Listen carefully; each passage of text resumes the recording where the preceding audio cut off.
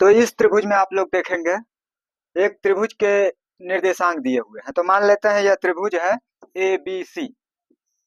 ये पॉइंट है, यह बी पॉइंट है, यह सी पॉइंट है। तो ये पॉइंट पर -4 जीरो है, -4 और जीरो है। और बी पॉइंट पर जो है 4 और जीरो है। और सी पॉइंट पर जो है 0 और 3 है, 0 3 है। तो अब हम ए बी बी सी और ए सी भुजाओं की लंबाई ज्ञात करते हैं।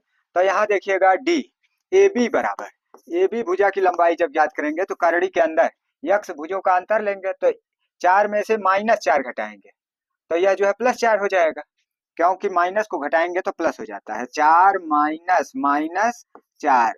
अब इसका जो है वर्ग करेंगे, वर्ग करेंगे और फिर जो है शून्य शून्य घटा देंगे तो उसका तो कोई मतलब ही नहीं है। तो इसलिए जो है सिर्फ इसी तरह से इसका मान प्राप्त होगा।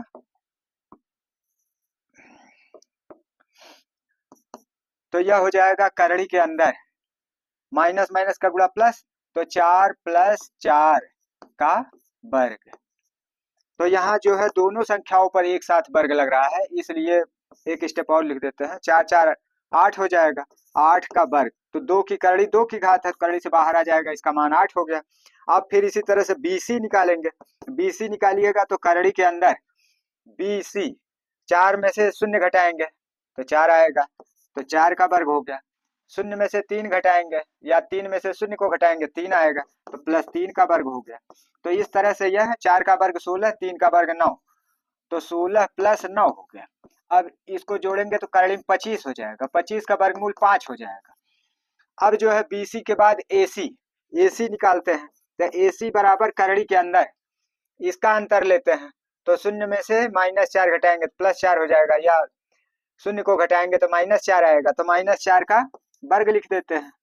और इसमें शून्य इसमें से घटाएंगे तो 3 आएगा, तो +3 का वर्ग लिख देते हैं।